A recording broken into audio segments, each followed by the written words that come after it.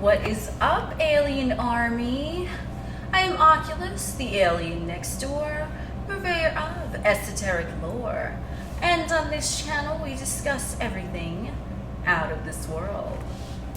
So today's topic, this is something that I was asked recently, and this is about the Law of One by Ra. And Ra is basically, from what I got out of this book, like a channeled energy. And if you want to think of this channeled energy as a personification in the Egyptian god Ra, who is representative of the falcon, and then on the humanoid vessel, then he is believed to rule in all parts of the created world. I'm just reading here: the sky, the earth, and the underworld. He was the god of the sun, order, kings, and the sky. And yeah, that just kind of sums it up in case you're wondering who Ra is. I'm sure you probably know he's pretty fucking popular, but either which way, as is this book, is pretty popular. So this book came out in 1981, I believe, and so it's pretty well known in like the spiritual community. I'm just going to be giving some of my thoughts on things from this book. Now, this isn't going to be a book review or going through every single page of the book. I did listen to bits and pieces of it on Audible because I have had it on Audible for a while, and you know, I'll revisit it every now and then, but I wouldn't say that I know the whole book inside and out. So I'm just going to be touching on some key points here, okay? Obviously, always take what resonates with you. But the first thing that I do want to say, what I noticed about this book, is that I identify with a lot of what they are saying in terms of the poles. Now, there are poles of everything, right, wrong, right, left, okay? You know what I mean? Like, there's poles of everything. And I always speak about that. And what they are talking about essentially in this book is that there is like distortions, and the distortions occur in one's thoughts, okay? There is no distortion at the soul level, because as the law of one, everything is one. You are everything, everything is you, right? And once you neutralize the poles, you neutralize any potential thought form distortions that may arise, because the thought is essentially not real. The thought is really placing a judgment upon something that is neutral because it is a part of you. So I'm not going to sit here and place a judgment on my arm because it's part of me, right? So if we want to think of that now, branching out energetically, if you place a judgment upon another individual that's in a humanoid vessel, right, that essentially that other individual is a part of you, right? So whatever judgment from your distorted thought form you place upon them, are they an angel, are they a devil, what are they, right? Then it's going to distort the image that they're presenting to you, when in reality it's neutral. Because if you are everything and everything is you, I feel like those are song lyrics. They are, aren't they? Anyway, if you are everything and everything is you, then there should theoretically not be any type of distortion. I'm just looking at my notes here with my magic little glitter wand. And so the distortion occurs because of what they call the law of free will, okay? Because the law of free will is, from what I gather from the message conveyed here, is that the law of free will is that you are allowing yourself to have those distorted thought forms to place judgment on another, on a situation, on an object, whatever, right? You're placing a judgment on it because you have free will. So free will is you can do whatever you want, think whatever you want, say whatever you want, right? But it's just going to be distorted because it's going to be either towards one end of the pole or to the other end of the pole, right? So someone can be an angel to person A and a devil to person B. It just depends on their own perception, right? Because if they are one and they are viewing the other as the same thing as them, theoretically there shouldn't be any thought form, because I don't have any thoughts like my arms are my arms, right? It's only when I place the judgment, this arm is right arm, this arm is left arm. I hope so. I don't know my right from my left. I don't give a fuck either, okay?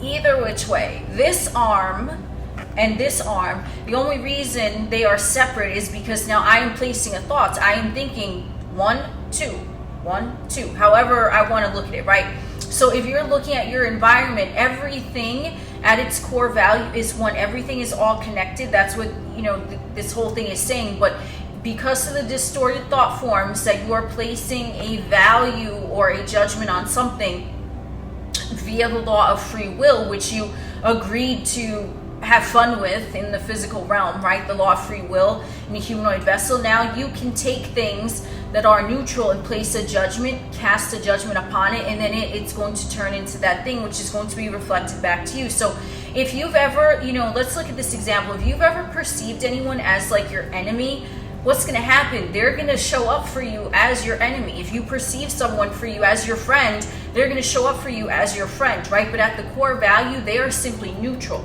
Now, I'm not saying stay in a shitty situation if someone's really being a fucking dick to you. You know, I'm not talking about that. Like if someone is abusive or no, okay? But if you can neutralize it from just like a baseline, be like, you know what?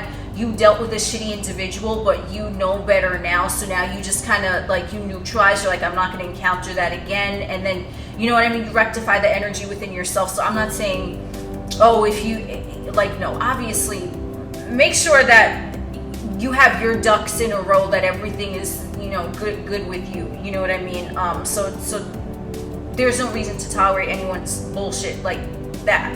But if you just see a neutral motherfucker and you don't have any perception of them, but all of a sudden you're like, oh, well, they're an enemy, then they're going to start showing up as your enemy, right? Or if you see a neutral motherfucker and you put a perception on them, like they're going to show up as a friend, they're my friend, then they're going to show up as a friend. You know what I'm saying? Okay, so that's basically, this whole book is really, I don't know about the whole book, the parts that I listened to on Audible, we're talking about the poles, and I always talk about the poles so I can get behind that. It's really coming from like your own perceptions are distorted thought forms, because the thought is going to distort the physical reality from its neutrality so that it shows up to you based on what your perception is dictating to it that it must do and show up for you as. That was a lot, but I think it makes sense.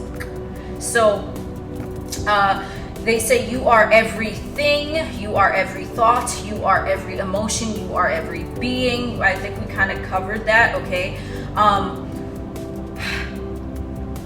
So if you,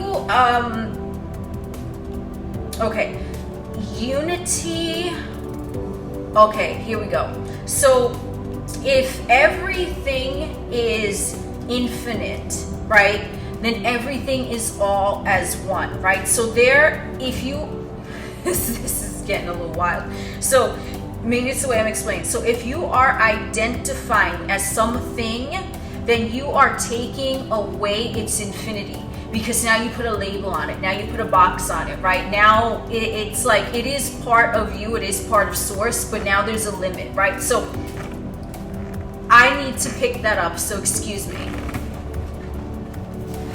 I'm back. Okay, so if you see that you are identifying as whatever it is, you could identify as an astrologer, you can identify as a numerologist, whatever the fuck. If you identify as that, sure, great, ain't nothing wrong with that. But you understand, when you are self-identifying as one thing, now it is no longer infinite as the creator, as you as creator God, as you all of one, everything is one. Now you have taken away the infiniteness of that thing because you placed a label upon it. So you might be great at astrology, you might be great at numerology, whatever the fuck, right? But if you put a label on yourself, now you are limiting yourself to only that. So how are you marketing yourself? Are you marketing yourself as this or that or whatever, right?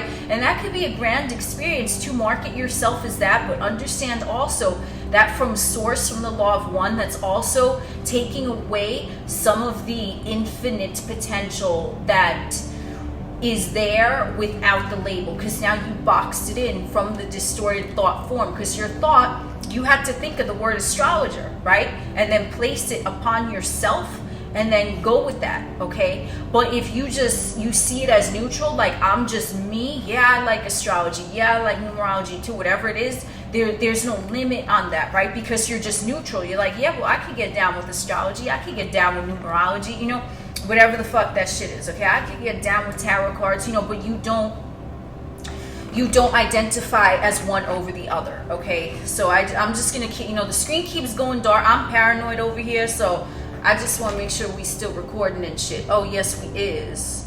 Yes, okay. So yeah, that's really just what I think, like, the gist of this is, the law of one, right? You don't want to put a label on anything. You don't want to go too far to this end of the pole. You don't want to go too far to that end of the pole, that's a lot of the stuff that I talk about anyway. I feel like, a lot of the esoteric wisdom, it basically does stem down to one thing. It's just that it's conveyed in many different paths based upon how one receives information. So me personally, me reading this book or listening to it on Audible, I skip from chapter to chapter. I don't do no chronological. I just don't, because my third house Mercury, he ain't about that life, okay? He like, I'm gonna go to chapter 7 because it feels right now. You know what? I'm halfway through chapter 7 now. I'm gonna go to chapter 1 and I'm gonna just read the last paragraph of chapter 1. That's how I take in information. So this is really a conglomeration of things that I found pertinent, which was conveyed to me that would resonate with some of you. So if you think you're getting a whole book breakdown review, that ain't gonna happen. I'm letting you know. Either which way, so just the key points, okay? We already spoke about that.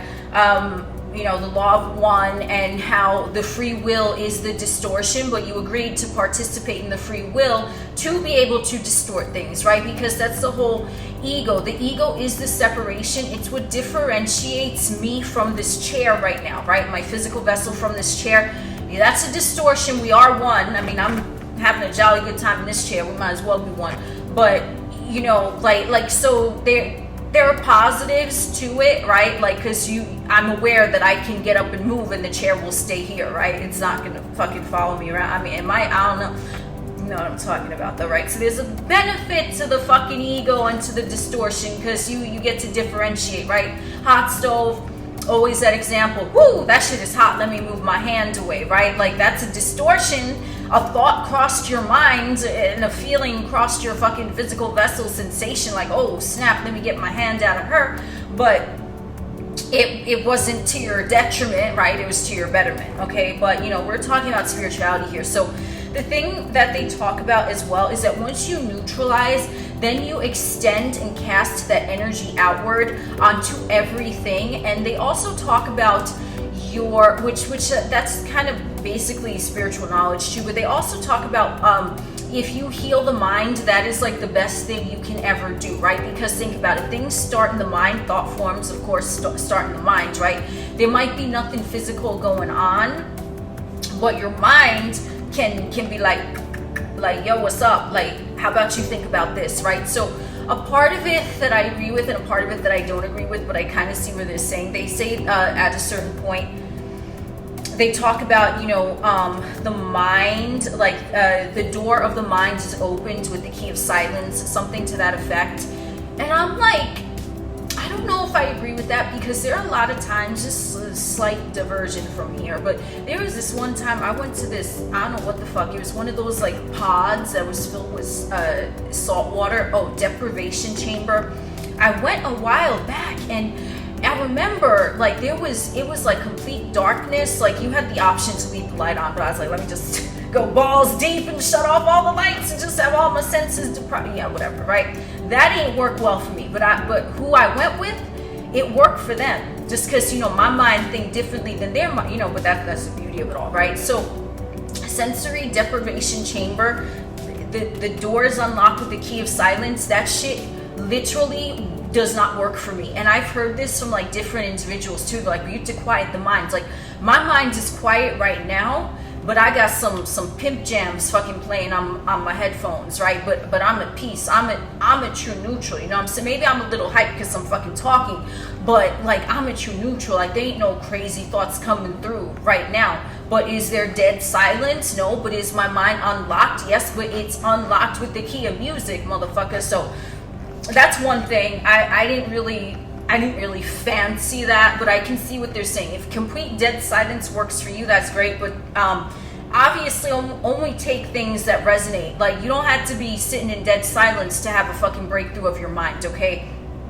But either which way, but then they said also that once your mind is silenced, then no intrusive thoughts shall infiltrate you and your neutrality. So I do agree with that. So if you have your mind silent, which means like the chatter of the monkey mind, and you're just at true neutral, you could have 16 fans blowing on you. Like you could have ambient rain in the background and trance music going on.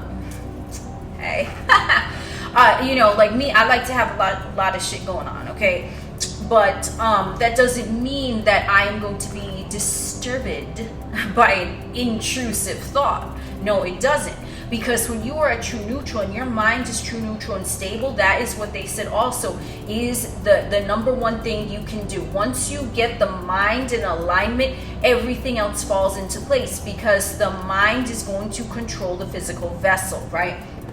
Because think about it, if someone, light example, if someone has a trauma, they have a fear of pencils, and then they see a pencil, what is telling them that that is a pencil? Their mind. They're like, pencil, oh shit, red alert, like, you know what I'm saying? And it's like chaos ensues from there, and then it's like their trigger got the best of them, okay? Obviously, take what resonates with you, you know, I don't necessarily mean someone is going to be traumatized by a pencil, but you know, I'm just, you know, I'll be giving my light weird examples. Okay, so once you neutralize the mind, then your mind recognizes a pencil and it says, aha, well, at a certain point in time, you were afraid of that pencil and now you are not. You pick up the pencil and you fucking write with it. Yeah, shit like that. You know what I mean? So I think you know what I'm talking about with that weird ass fucking metaphor. But I agree with that. Something that they did mention, which this is just something that I saw personally, is that when they were talking about the pyramids, they were saying that the pyramids are actually like tuning devices to, well, seek advice from a device from the ethers, from the other dimensions. And they were saying that it's sort of like a piano, that, you know, a piano, if you don't use it for a while, it becomes out of tune or some shit like that. And then you know, you can still tap on the keys of the piano, but it's not going to be able to perform its job, right? That's how they were kind of likening the pyramids to. Like, and we do know that the pyramids align with the different constellations. Whether you believe the earth is a fucking flat earth, a sphere, whatever, I mean, it is purported that the pyramids of Giza align with constellations, and they were saying that the pyramids of Giza were actually used to communicate with other, you know, dimensional beings, like in communication. Now, what I saw, because you know I love me my fucking metaphors up in her, I'm just checking to make sure we still rolling. Oh, snap, is we? I don't even know what the fuck is going on. Oh, yeah, we are. 3D things, you know, not really my forte. Sometimes they are. It's okay though. Thank you, universe. All right, so yeah, pyramids, right? Pyramids, if we want to look at it from a metaphorical perspective, this is what I took from this, is that we have, because they were talking in here, like you want your physical vessel to be grounded and stable before you even try to proceed on with ethereal things like channeling. And I do agree with that, you know. But you want your physical vessel to be stable, number one, because you want your physical vessel to be able to handle the higher octave of energy. And because channeling, it like ramps you up and shit, you know what I'm saying? So me personally, when I channel, I put electrolytes in my fucking water, because I'm literally burning electricity. Like I when I channel, like it's like a workout. Okay, I ain't even joking. Okay, it's different for everyone. That's just my perspective, personally speaking. So if we want to think of the pyramids, now I took them, sure, they could be a tuning device like a piano, whatever, but I saw it as the top point of the pyramid is the fifth element, right? Ether, ethereal realms. And then the four corners of the pyramid that are based on the ground are representative of the physical: earth, air, fire, water, the four corners of the pyramids. Okay, so I look at that is, if you want to channel and you understand that your body is grounded and rooted in the 3D, whatever, you know, and you're channeling that higher vibrational octave, the ether, that energy is so highly charged that it's going to balance out the four physical elements that are in your physical realm, your physical body, whatever. That's what I saw metaphorically with that. I don't know if that's going to resonate with everyone, but I had to mention it, so I know it's going to resonate with someone. And then basically, you know, they mentioned a few other things. They were mentioning that there is a council. I forget what type of council they said. I don't know. Typically when I hear people say like federation or council, I just kind of, I'm like, I don't know. That doesn't really resonate with me. If it resonates with you, it does. But here's what resonated with me. They were saying that they were beings, you know, this consciousness that was coming through in like the energy of Ra, right? If you want to personify Ra. They said that they came through from Venus and the 6th dimension. Now, they did say that there was a council that was located in the 8th dimension of the planet Saturn within the rings. You know, I have a shit ton of videos about Saturn. I also, I do speak about B-ring of Saturn because I seen that shit a long time ago. I was like, something going on with B-ring of Saturn. And this, thank you, universe, this just confirmed it for me. So I think this might be like a to be continued with that, because I want to, because they didn't really elaborate on this, at least not from what I was listening to on Audible. So I do want to make another video about this, but I want to make sure that it's coming like from me. I don't want to channel what someone else is channeling. You know, I'm doing this because I was asked about this particular book, which that's great. But I mean, with this topic, with the 8th dimension and Saturn, the council, I'm like, what kind of council is over there? Because I get sus AF when I hear someone says federation or council in terms of interdimensional beings. Like, I don't know, for me, okay, I don't know why, I have to put that here, okay. Whenever I hear anyone say that, I don't know, it's just there's something about it is shady. I don't trust it. Maybe I'm just not in resonance with it. But yeah, I want to know more about this 8th dimension and Saturn shit. But what they also said, before we close off, because I do agree with a lot of what they said, you know, like a lot of the esoteric teachings, they come down to the same thing, all is one, from like one source. And if you are that source, the only thing that is preventing you from being at one with everything is just your perception of things, with it, which they're talking about here with like thought forms and, you know, the distorted thought. But you're okay with that because you have free will, and you know, it's all part of the experience. So I do agree with a lot of that with the poles. You don't want to sway too far to either direction. Once you're neutral and you have your mind clear, now no disruptive thought can come to you, whether you're in silence or listening to music, whatever. Ain't nothing gonna bother you from the external. There's no more triggers. And if you heal the mind, you heal essentially everything, because everything comes from the mind. It filters down into the body. That's why if you have a fear of something, it starts in your mind with the thought, right? From wherever the fuck that thought came from. And then your body is going to have a knee-jerk reaction. Don't you just love that phrase, knee-jerk reaction? Does anyone jerk their knee? I mean, I don't know, you know what I'm saying? But like, there's going to be that reaction in the physical, but the vessel is only responding because it's responding to a thought. The thought is creating the emotion, which is creating the sensation, the reaction in the physical vessel. That's what's happening. So you clear your minds, let's say from your point at true neutral now, you neutralize everyone, everything. Let's just say you go in and you do that. You send the ripple forward in time. Let's pretend time is linear for a minute, but we all know it isn't. Everything is going on now. That's why you can heal all timelines that in one instant.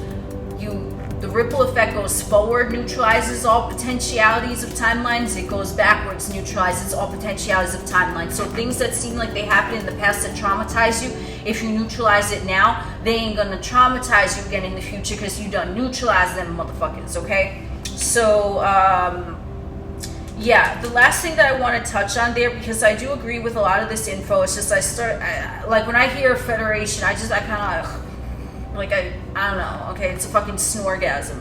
For me, at least, okay? That's my opinion, my personal opinion speaking for me, okay? But it obviously does resonate with some individuals, so if it does, I mean, continue to do you. But, so something that I found interesting, what I'm going to close off on here, so make sure, yeah, we're still rolling. So this book was written in 1981, and in this book, they said that in 30 years, the vibration of Earth shall be a fourth dimensional vibratory frequency planet. So that would have been what, the year 2011? Yeah. Channeling, that's my thing. Math, I don't know about that. So 1981 was 40 years ago now, right? Because now we're in the tail end of 2021 as I film this. So I've been sensing this from like 2020 and beyond, that Earth, and I do have a few videos on that too, that the Earth matrix is slowly transitioning into the Mars matrix to be more conducive of environment for the crystalline body and that level of consciousness. That's why there's a big culling going on in the Earth matrix right now, because, you know, some motherfuckers ain't gonna be graduating to the Mars matrix, you know what I mean? And a lot of motherfuckers are, but I mean, some motherfuckers, they're just not, because they're gonna be too carbon based, and the Mars matrix, it's transitioning right now into the crystalline. So they did say in 2011, in 30 years, that it was gonna be that frequency. Now, you can let me know if you personally noticed anything like that going on in 2011. I didn't. I did notice in 2012 a lot of spiritual awakenings were occurring. So I mean, I don't want to get too technical. He said in about 30 years time. So I mean, 81 to 2012, that's 31 years. But I mean, you know, do we want to, like, are we really going to be a stickler for that? So maybe that's what they meant, like, because 2012 I did notice a lot of like awakenings going on, and also the Mayan calendar was charged up with the 2012 shit. They also charged up saying, oh, well, you know, the world was going to end in 2012, but it really is going to end in 2021, because, you know, they mixed up the 1 and the 2. And it's like, those are charged up phrases as well. So if you resonated with the world was going to end in 2012 and you were carrying that within you subconsciously, in 2012, you might have started a spiritual awakening, and the world as you knew it, you know, you started unlearning shit that was taught to you by other motherfuckers that were just taught that shit as well, right? So it could be a metaphor of the world ending, right? And 2021 as well could be a metaphor of the world ending. But I do agree that progressing forward, as the consciousness level continues to rapidly accelerate, which it is, that there is going to be, you know, it's already starting, you know, with the age of Aquarius too, that the 4th dimensional Mars matrix vibration is coming into fruition now. So that's just a little brief stuff, you know, touching on the law of one. It is a very interesting topic. A lot of it is just like general spiritual knowledge. It just depends, you know, do you resonate best with like channeled text, or would you rather something that's just sort of spelled out with like bullet points? You know, it just depends. So that's what I have for you today in regards to this book. I would say it is worth a read. I do agree with a lot of things in here, you know, the things I didn't agree with, I mentioned, but you know, that's just, not everyone is going to necessarily resonate with every single thing that is stated in a particular text, you know. So obviously, even the shit that I'm saying, if you don't resonate with it, do you, boo?